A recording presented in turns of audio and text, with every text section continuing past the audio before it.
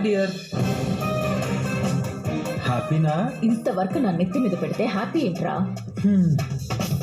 మార్నింగ్కి complete చేయాలి కదా. అందరూ కలిసి ప్లాన్ చేశారు కదా. సో హ్యాపీ, వర్క్ చేయమ్మా. తెలివితేటలు మీకే కాదురా, నాకు ఉన్నాయి. హ్యాపీగా వర్క్ చేసుకోమ్మా. నా టైం అయింది, నేను ఇంటికి వెళ్తాను. బాయ్. Suraj, it's me. నిన్నే. Tell me. నాకు హెల్ప్ చేయవా? నువ్వేనా ఇంత క్యూట్గా అడిగేది? నేను. నువ్వు ఎవరి హెల్ప్ తీసుకోవు కదా. ఆఫీస్ వర్క్లో హెల్ప్ తీసుకోవడంలో తప్పు లేదు కదా. నువ్వు తీసుకుంటావు సరే, నేను చేయాలి కదా. నాకు ఈ వర్క్ ఇచ్చింది CEO దీపే కదా. ఆయన ఇచ్చింది నీకు, నాకు కాదు కదా. నాకు అవసరం వచ్చినప్పుడు నువ్వు హెల్ప్ చేయాలి కదా. చెయ్యకపోతే నేను మా తాతతో చెప్తాను. ఏమని? హెల్ప్ అడుగుతుంటే చెయ్యట్లేదు అని చెప్తాను.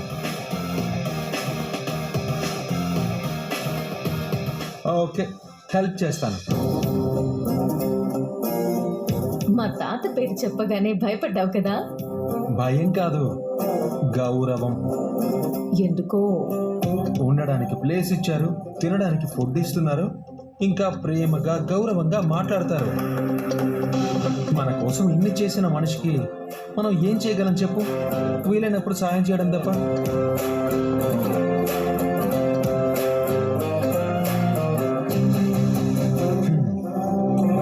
ఈ ఫైల్స్ అయిపోయా?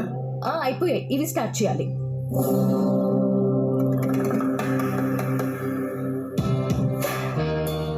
అంటే మా తాత కోసమే హెల్ప్ చేస్తున్నావు అన్నమాట.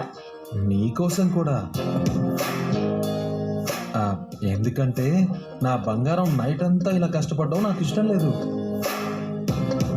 నీకు హెల్ప్ చేయడం అంటే నాకు నేను హెల్ప్ చేసుకోవడమే. బకరాల భలే దొరికావురా. ఇదిగో, ఇది దాచుకో.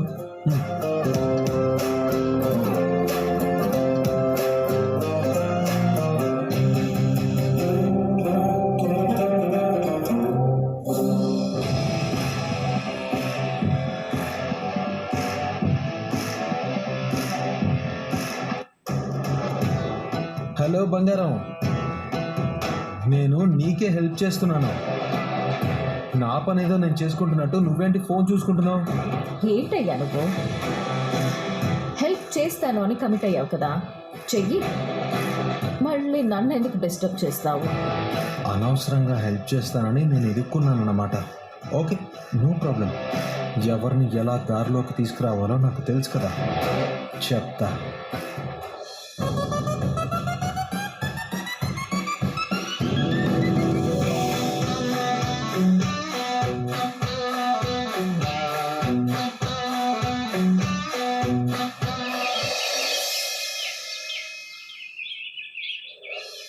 ఇచ్చిన వర్క్ అంతా కంప్లీట్ చేశాను తాత. Very good.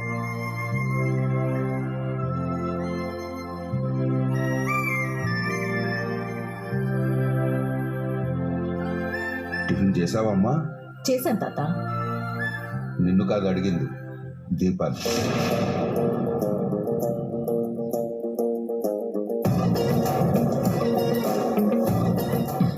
నిన్నే.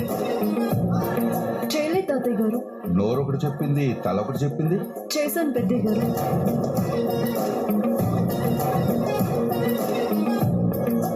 ముందు తాతయ్య అని పిలిచావు కదా. అలా అడిగేసరికి కంగారు పడ్డాను బాబా. రోజులు మారిపోయాయి దీపా, ఇప్పుడు ఫస్ట్ ప్రయారిటీ నువ్వే. అది కుళ్ళుకొని ఏడుస్తుంది. కింద పడి దొల్లి ఏడ్చినా పర్వాలేదు. తాతలో మార్పు బాగానే కనపడుతుంది. ఏంటిది? ఏమైంది తాత? ఏమైందంటే ఏంటి? నువ్వు అసలు చదువుకునే దాని మీద యూనివర్సిటీ డిగ్రీ ఉంది కదా తాత. తీసుకెళ్ళి డస్ట్బిన్లో పడి.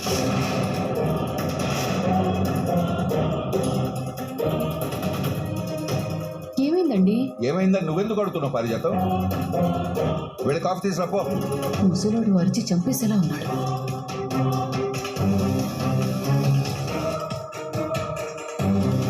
ఇక్కడే ఉంది 56089. అంటే ఇది ఏ బ్రాంచ్ కోడ్? అమీర్పేట్. నీ తలకాయ.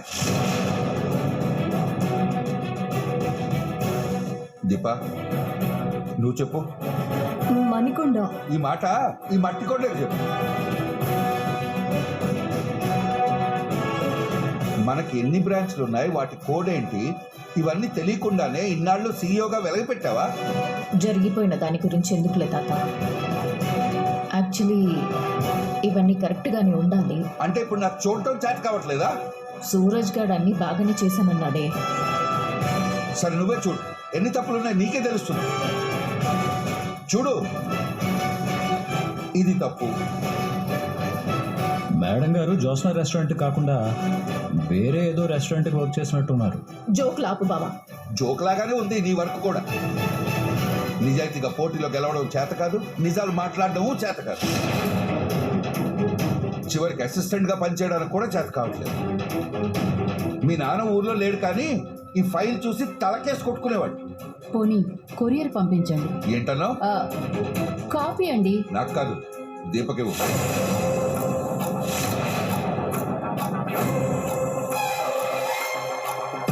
మీరే కదండి అడిగింది. అడిగింది దీప కోసమే.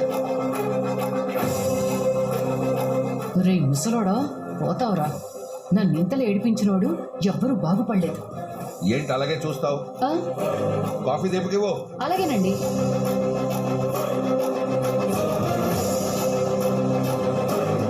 మీకెందుకండి శ్రమ? శ్రమ ఏముంది? పారిజాతం అందుకన్నా పనికొస్తుంది. ఈ జ్యోత్స్న ఎందుకు పనికొస్తుందో కూడా అర్థం కావట్లేదు.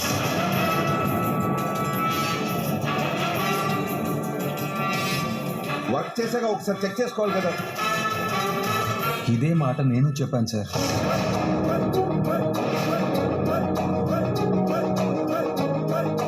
వచ్చేసాడు యమకింకర్. పొల్లలు పెట్టడమే వీడి పని. ఏమైంది?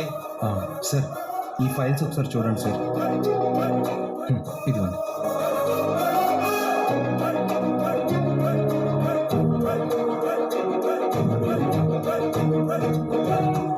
ఇవి కరెక్ట్ గానే ఉంది. జ్యోత్స్న గారికి నేను హెల్ప్ చేశాను సార్.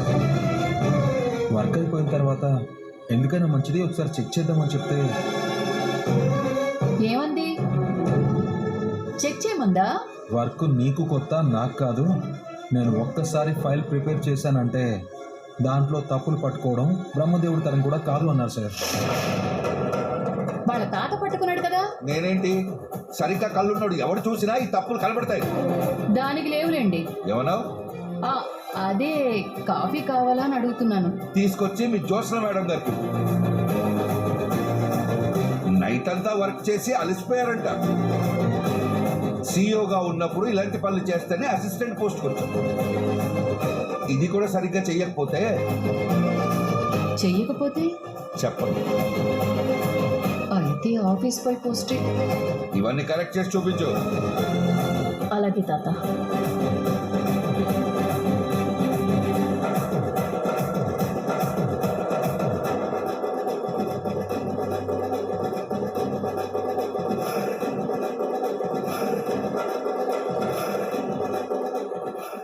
నువ్వు చెప్పింది నిజమే బావా. జోష్నకి సూరజే కరెక్ట్. నువ్వు కావాలనే తప్పులు చేసావు కదూ. నా డ్యూటీ నేను చేశాను. అది కరెక్ట్గా ఉందో రాంగ్గా ఉందో చెక్ చేసుకోవాల్సిన బాధ్యత నీది. బ్రాంచుల ముందు కోడ్లు ఎందుకు తప్పు రాశావు? తెలియక. మరి దీప దగ్గర ఎందుకు కరెక్ట్గా చెప్పావు? అది నా డ్యూటీ. మరి ఇది నీ డ్యూటీ. కావాలని చేసావు కదా. పని మానేసి మొబైల్లో రీల్స్ చేసుకుంటూ కూర్చుంటే రిజల్ట్ ఇలాగే ఉంటుంది బంగారం. రేయ్, అరవకు. అరిస్తే పోయేది నీ పరువే. ఈసారి లోపలికి పోయి బుద్ధిగా పనిచేసుకో. ఉంటాను. ఛ! ఎవరికి ఎలా బుద్ధి చెప్పాలో నాకు తెలుసురా.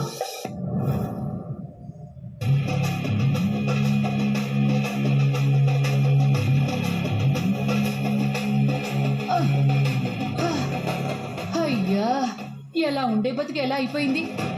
తలరాత. మొదలెట్టిన చోటికి మళ్ళీ వచ్చాను కదా.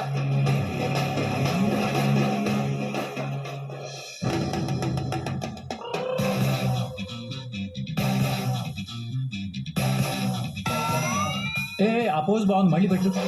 ఒరేయ్, ఏం చేస్తున్నావురా? నా ఆటోగ్రాఫ్. నీ స్వీట్ మెమరీస్ పారు. అందంగా అలంకరించుకున్నప్పుడు ఎప్పుడైనా ఫోటో తీసావురా? అలంకరిస్తే గేదె కూడా అందంగానే ఉంటుంది పారు. సహజత్వంలోనే ఉంది అసలైన సౌందర్యం. దీన్ని సహజత్వం అనర్రా, బానిసత్వం అంటారు. ఆహా, క్యాప్షన్ దొరికేసింది. ఎక్కడా? ఇక్కడే. ఇప్పుడు నేను ఫోటోలు ఊరికే తీసాను అనుకున్నావా? మరి ఎందుకు తీసావు? దీన్ని 10 అడుగుల ఫ్లెక్సీ చేయిస్తాను. ఈ అవతారంతోనా? ఈ అవతారానికి ఏంటి, ఆల్ ఇండియా పని మనుషుల సంఘానికి ప్రెసిడెంట్లా ఉన్నావు. ఒరేయ్, నీ కాళ్ళు పాలతో కడిగిన తప్పులేదురా. పాలతో కాకపోతే పన్నీర్తో కడుగు. నేను ఎవరొద్దన్నారు? ముందు చెప్పేది విను. చెప్పు. నీ 10 అడుగుల ఫ్లెక్సీ కింద ఏం రాస్తాను తెలుసా? నువ్వు చెప్పకపోతే నాకెలా తెలుస్తుంది? అందుకే చెప్తా విను. మ్మ్. బానిసత్వంలో కూడా సహజత్వం చూపించగల మన రంగస్థల రంగ నాయకి పారిజాతం అని రాయిస్తాను. చండాలంగా ఉంది. చివరిదా? మొదటిది. అమ్మా,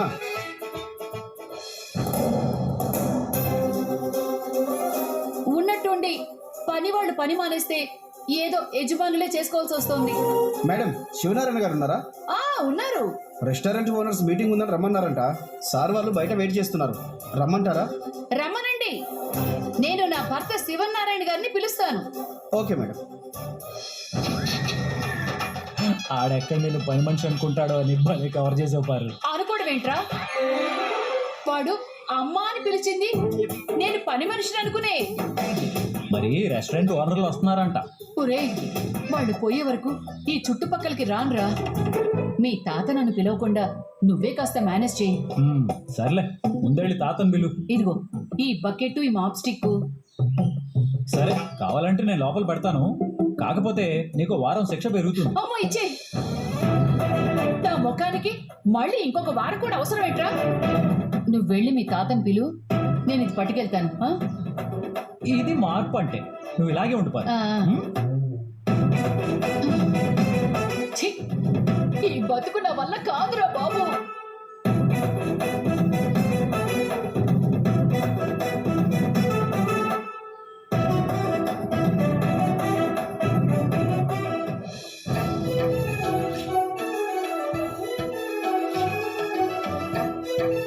రండి రండి. నమస్కారం సార్. నమస్కారం అండి. రండి, కూర్చోండి కూర్చోండి. శివనారాయణ గారు ఎలా ఉన్నారు? నా మనవాళ్ళు మనవరాళ్ళ దయ వల్ల కాస్త బరువు బాధ్యతలు తగ్గించుకొని హ్యాపీగానే ఉన్నారు. మీకు పరిచయం చేయలేదు కదా, తను మా కొత్త CEO దీప. నమస్కారం అమ్మా.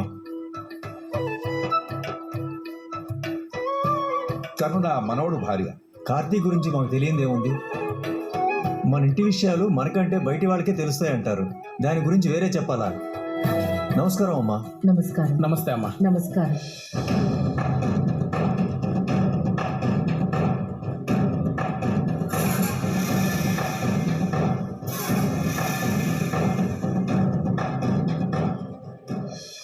దీప, అందరికీ కూల్ డ్రింక్స్ పంపించమని చెప్పమ్మా.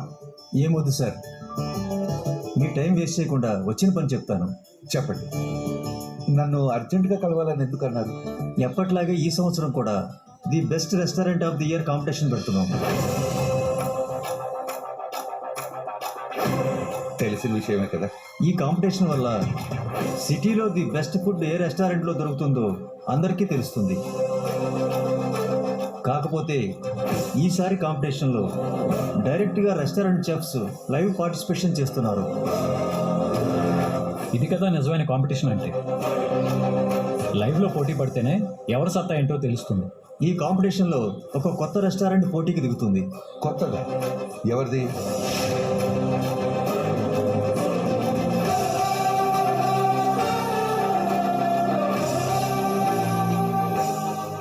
నాదే.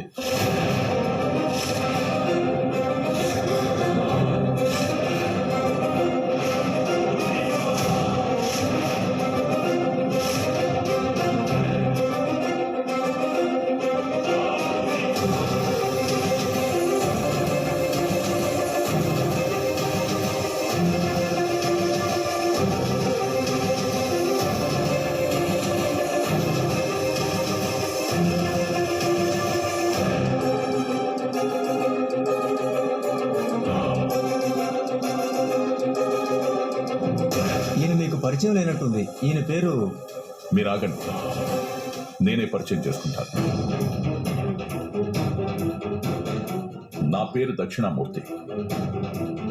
సిటీలో ఓ 4 కమర్షియల్ కాంప్లెక్స్ల దగ్గర, ముఖ్యంగా మీ రెస్టారెంట్కి ఎదురుగానే కొత్త బ్రాంచ్ని ఈరోజే ఓపెన్ చేశారు.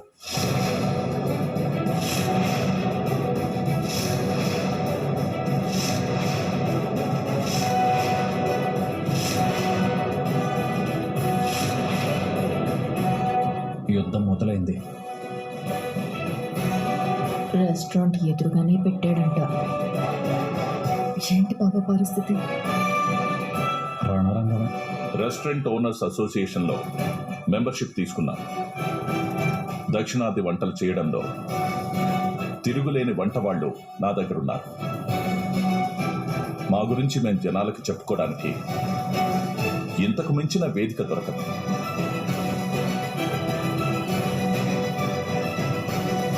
అందుకే మీతో పోటీ పడాలని, సారీ, ఈ పోటీలో పాల్గొనాలని నిర్ణయించుకున్నాం. ప్రతిసారి మీరే గెలుస్తారని సాయినాథ్ గారు చెప్పారు. గెలుపు మాకు కొత్త కాదు, అలా అని ఇది నా అహంకారం కాదు. మేమిచ్చే క్వాలిటీ మీద మాకున్న నమ్మకం, అదే మమ్మల్ని గెలిపిస్తుంది. పోయినసారి ఓడిపోయారంటగా? ఓడిపోయేది నా మనవడి చేతుల్లో. గెలుపు పాఠాలు నేర్పింది మీరే కదా తాత. తాతకి తగ్గ మనవడు.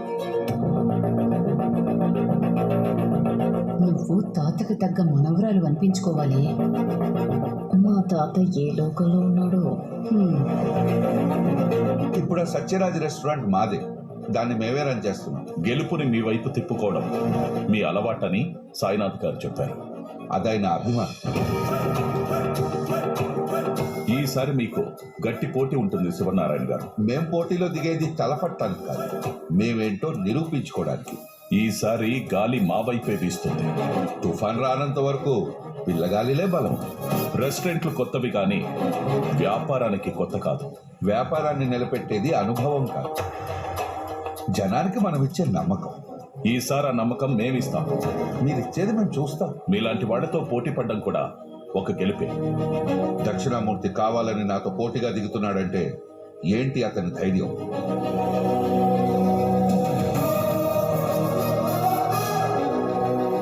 సాయినాథ్ గారు, మా అబ్బాయి దశరథ ఊళ్ళో లేడు. తెలుసండి, నేను దశరథ్ గారితో ఫోన్లో మాట్లాడాను.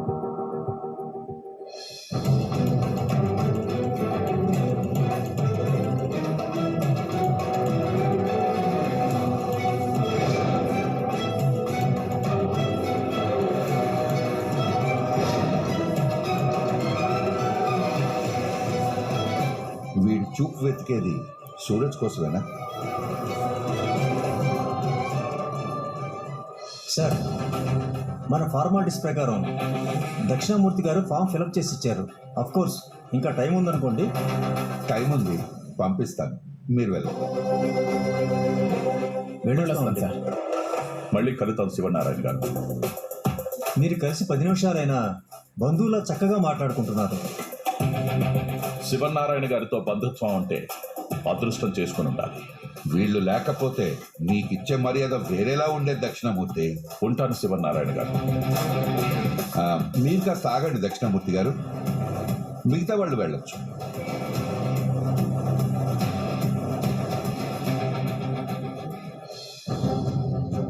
చెయ్యాల్సిన మర్యాదలు మిగులున్నాయా, అడగాల్సిన ప్రశ్నలున్నాయా? కార్తిక్, ఏం తాత? నువ్వు వెళ్ళి సూరజ్ని తీసుకురా.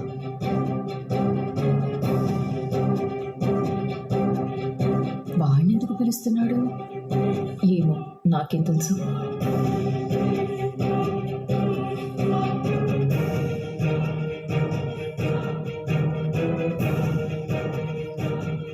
అదిగో సూరజ్ వస్తున్నాడు.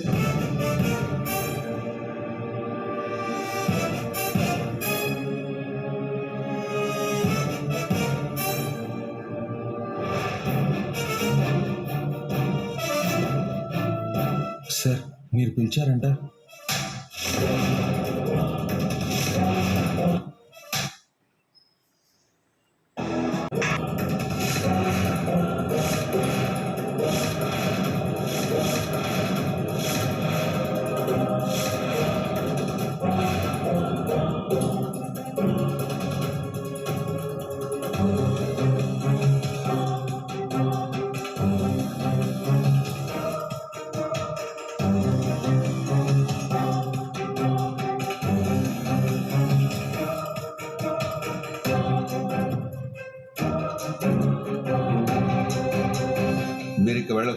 త్వరలోనే కలుస్తాను.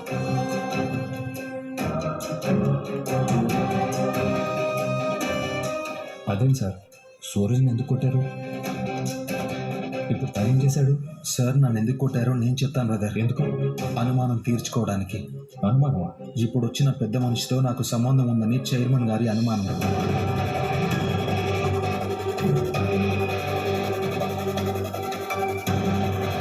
నన్ను కొడితే ఆయన ఎలా రియాక్ట్ అవుతారో చూద్దామని చైర్మన్ గారు నన్ను కొట్టారు.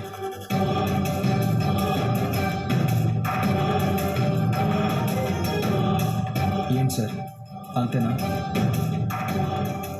You're right Suraj. నా అనుమానాన్ని నువ్వు అర్థం చేసుకున్నావు. ఇప్పుడు మీ అనుమానం తీరిందా? తీరింది. నేను వెళ్ళొచ్చా? వెళ్ళొచ్చు. కానీ వెళ్లే ముందు ఒక మాట. నేను నా అనుకున్న వాళ్ళ మీదే చెయ్యెత్తుతాను.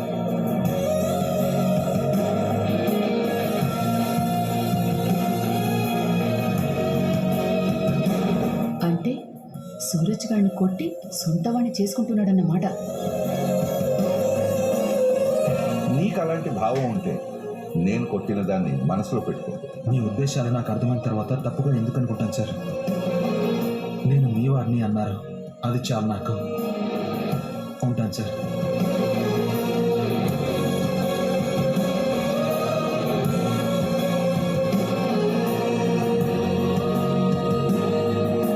వీడు మామూలుడు కాదే, మనం జాగ్రత్తగా ఉండాలి.